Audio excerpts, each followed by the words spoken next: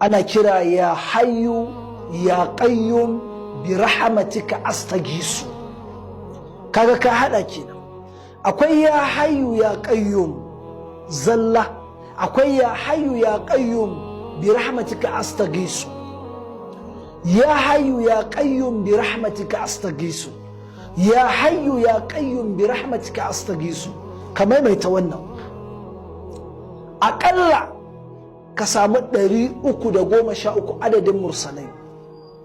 Abin da yasa akan yi magana akan adadi, a ce a karanta kaza sau kaza, ma'aiki sallallahu alaihi wasallam ya yi haka. Mu kuma a matsayinmu na ahlus sunna, masu koyi da aiki irin na ma'aiki sallallahu alaihi wasallam, da kuma bin sawu na yadda sahabbai suka ga yayi da tabi'ai suka ga yadda yayi, sai muna saurara a wajen malluma waɗanda suke nan da waɗanda suka shuɗe, waɗanda muka koya a wajensu. Ya hayyu ya qayyum bi rahmatika astaghisu.